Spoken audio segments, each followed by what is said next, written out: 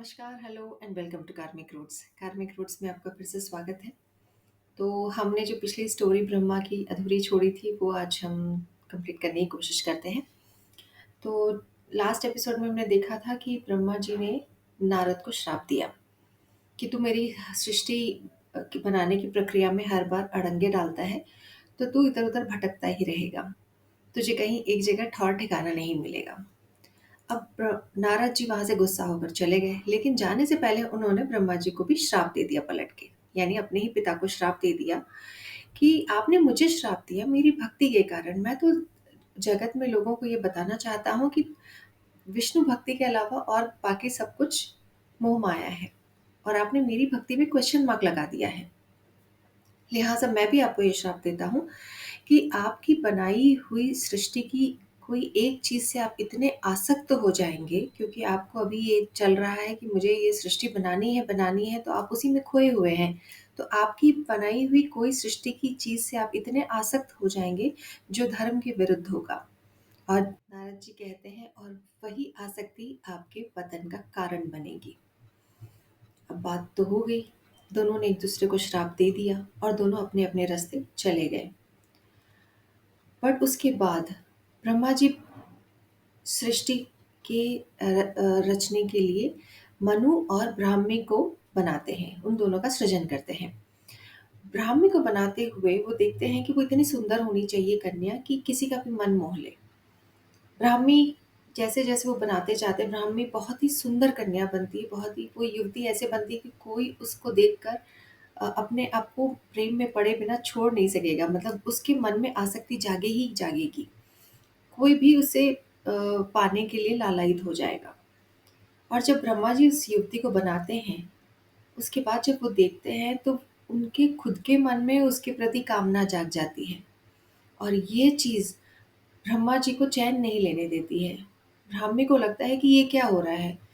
ये तो रचयिता हैं, सृजन करता है, और ये अगर इतनी आसक्ति रखेंगे मेरे प्रति, तो मैं सृष्टि पे जाके सृजन तो क्या ही करूँगी। सबके समझाने के बावजूद ब्रह्मा के मन से ब्राह्मी की आसक्ति नहीं जाती है। इधर ब्राह्मी परेशान होकर वो कभी इधर भागती है राइट, कभी वो लेफ्ट भागती है। जब वो राइट की तरफ भागती है ताकि वो उनकी नज़रों के सामने से हट जाए, तो ब्रह्मा जी का एक सर यहाँ उगाता है। जब वो लेफ्ट की तरफ भागती है, तो उनका एक सर इधर उगाता है। जब वो ऊपर भागती है, तो ब्रह्मा जी का एक सर ऊपर उगाता है। तो वो परेशान हो जाती है कि वो जाए तो कहाँ जाए, क्योंकि वो ब्रह्मा की निगाहों से कहीं पर भी बच नहीं पाएगी। तो वो वहाँ से भागती है, और वो कभी पेड़ों का रूप लेती है, कभी वो किसी पशु का रूप लेती है, कभी किसी पक्षी का रूप लेती है। इस तरह कर कर के वो 100 फ़ॉर्म का रूप लेती है, लेकिन हर फ़ॉर्म में ब्रह्मा उसे पहचान लेते हैं, और उसी का मेल वर्ज़न बनकर वो उसके सामने आ जाते हैं। अब ब्राह्मी जब परेशान हो जाती है, तो वो शिव के शरणों में जाती है और कहती है, हे शिव, ब्रह्मा जी तो खुद अपनी ही आसक्ति में आसक्त हो गए हैं, आप मेरी रक्षा कीजिए कि मैं क्या करूँ? शिव उसके पास आते हैं, और वो ब्रह्मा जी को समझाने की कोशिश करते हैं कि ये तुम क्या कर रहे हो? तुम्हारे हाथ से पाप होने जा रहा है। लेकिन ब्रह्मा को तो कुछ सूझ ही नहीं रहा है। वो क्या करते हैं, शिव क्या करते हैं कि वो अपने हाथ से ब्रह्मा जी का एक सर काट देते हैं, जो उनके ऊपर का सर होता है, वो उसे काट देते हैं, और वो कपाल शिव के हाथ से चिपक जाता है। क्योंकि वो ब्रह्म हत्या की है उन्होंने, तो ये कर्म उनके हाथ से चिपक गया है। चाहे वो देवों के देव महादेव है, बट वो भी कर्मों के बंधन से बंधे हुए हैं। इधर ब्रह्मा जी को रियलाइज़ होता है कि ये उनसे क्या हो गया है। ये तो उनसे पाप हो गया है, लेकिन तब तक बात हो चुकी होती है। अब क्योंकि ये 100 रूप ले चुकी थी ब्राह्मी, तो इसका नाम शतरूपा हुआ। यानी मनु और Shatarupa, first couple on earth to create co-beings. अब वहाँ से जो ये हाथ में कपाल लग गया है शिव के, ये परेशान होते हैं कि ये कपाल मेरे हाथ से छूटेगा कैसे? तो वो पृथ्वी पे आते हैं। पृथ्वी पर आते हैं, और वो वाराणसी में कदम रखते हैं। वाराणसी शिव की अपनी नगरी है। जैसे ही वो वाराणसी में कदम रखते हैं और गंगा से छूते हैं, तो गंगा वो कपाल उनके हाथ से निकलकर गंगा में चला जाता है। तभी कहते हैं, अच्छे-अच्छे पाप धुल जाते हैं काशी में। काशी शिव की अपनी नगरी है। इधर शत्रुपा बहुत ही उदास और विकल अवस्था में कहीं बैठकर से आंसू बहा रही होती है। तो मनु आकर पूछते हैं कि क्या हुआ है ब्राह्मी, तुम इस तरह से उदास और अ, आंसू क्यों बहा रही हो? तुम तो सृष्टि की रचयिता होने जा रही हो। तुम्हारे हाथों से कई सारे सृष्टि पे जीव उत्पन्न होंगे। तब शत्रुपा कहती है कि मैं अगर किसी कन्या का सृजन करूंगी, किसी कन्या को जन्म दूंगी, अगर मैं उसे रूप दूंगी, तो ये पुरुष तो उसका रूप छीन लेंगे। अगर मैं उसे बुद्धि दूंगी, बल दूंगी, तो ये पुरुष उसका भी दमन कर देंगे। अगर मैं उसे शक्ति दूंगी, तो वो उसे मिटा देंगे। मैं इसीलिए दुखी हूँ। पता नहीं मैं क्या करूँ। ये कहकर शत्रुपा वहां से चली जाती है। Lot of meaning in it. आगे चलकर मनु और शत्रुपा की संतानें हुई प्रियव्रत और उत्तानपद, और कन्याएं हुई आहुति, देवहूति और प्रसूति। प्रसूति का विवाह हुआ अ, दक्ष से, जो ब्रह्मा की संतान थी। और फिर दक्ष और प्रसूति की जो संतानें हुई, 5,000 संतानें हुई, जो जिनसे दक्ष ने कहा कि अब आप जाएं और धरती पर जाकर संसार बसाएं और को पॉपुलेट करें धरती पर।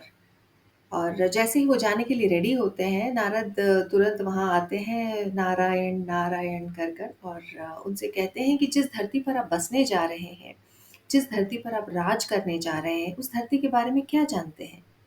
वो कहते हैं अभी तो कुछ नहीं, तो और क्या ज्ञान देंगे आप वहाँ के लोगों को? तो वो कहते हैं वो भी नहीं पता। जब आपको कुछ नहीं पता कि वहाँ पे आप ज्ञान क्या देंगे और वहाँ पर आप अ, बसाएंगे घर, तो वहाँ राजा बनकर रहेंगे कैसे? तो पहले आपको उसके बारे में जानना चाहिए। पहले आपको ध्यान करना चाहिए और उसके बारे में जानकर तत्पश्चात ही धरती पर जाना चाहिए। उनको ये बात सही लगती है। तो वो कहते हैं हाँ, अब हम ध्यान करेंगे और अ, पूरी बात पता कर लेंगे, तभी हम धरती पर जाएँगे। दक्ष देखते हैं कि ये तो कभी धरती बसने ही नहीं देंगे। वो दंदनाते हुए आते हैं और गुस्से में कहते हैं नारद से कि ब्रह्मा जी ने सही किया था जो तुम्हें श्राप दिया था। तुम दर-दर भटकते रहोगे, तुम धरती को बसने नहीं दे रहे हो, और हर कोई अगर सन्यासी बन जाएगा तो घर कौन बसाएगा? सारे पुत्रों को गंवाकर उन्हें लगा कि धरती पे कुछ तो को-क्रिएशन करना ही है। तो दक्ष की एक और पत्नी थी असिकली, तो उनके साथ मिलकर उन्होंने 60 कन्याओं को जन्म दिया, जिनमें से 27 जो हम नक्षत्र कहते हैं, जिनकी शादी हुई थी चंद्रमा के साथ, और जिनमें से 10 की शादी हुई थी धर्म के साथ, और जिनमें से 13 की शादी हुई थी मरीचि के पुत्र कश्यप जी के साथ। अब इसमें से जो एक कन्या थी अदिति, जो कि आदित्यास की माता थी।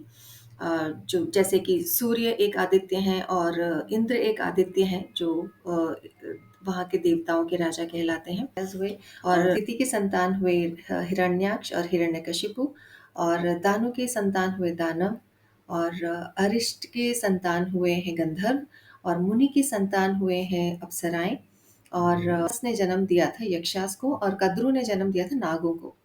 और क्योंकि दक्ष इन सभी के पति हैं, यानी दक्ष इन सभी के जिसे कहते हैं फोर फादर हैं या फादर हैं, तो इसीलिए वो प्रजापति कहलाए। और फिर दक्ष की एक और जो पत्नी थी, जो प्रसूति थी, प्रसूति के साथ उन्होंने कहा था कि हमें एक आपसे भी एक कन्या चाहिए। तो प्रसूति ने आदिशक्ति की, वो बहुत बड़ी भक्त थी माँ जगदम्बे की, तो उन्होंने आदिशक्ति की उपासना की और कहा कि आप संतान बनकर मेरे यहाँ आओ। और आदिशक्ति ने कहा कि ठीक है, मैं तुम्हारी तपस्या से प्रसन्न होकर मैं तुम्हारे यहाँ जन्म ज़रूर लूँगी, पर अगर किसी भी दिन आपने मुझे रोका या मुझे कन्फ्रंट किया, तो मैं चली जाऊँगी। और यही कन्या थी सती, जो सबसे छोटी थी, और जिसने जन्म लेते ही पहला शब्द जो कहा था, वो था शिव। तो आज की मेजर कहानी यहीं तक, और मैं आपसे रिक्वेस्ट करूँगी कि ये जो सत्यार्थ की बुक है, ये आप ज़रूर खरीदें और ये ज़रूर पढ़ें, क्योंकि इसमें जो कहानियाँ हैं सारे वेदों और पुराणों की, वो बहुत इंटरेस्टिंग तरीके से उन्होंने सम्मिलित करके रखी है। कलाकार की कला का सम्मान करना चाहिए। मैंने आपको बताया है कि इसमें किस तरह की कहानियाँ हैं, तो आप लेकर आएँ, पढ़ें, you will really enjoy it. मैंने ये सारी कहानियाँ कहीं टुकड़ों में पढ़ी थी, पर आई एम वेरी हैप्पी कि मैंने ये बुक ली है। तो और तो मिलते हैं नेक्स्ट वीडियो में फिर किसी और प्रसंग के साथ और किसी और टॉपिक के साथ। तब तक के लिए may God B with you. Okay.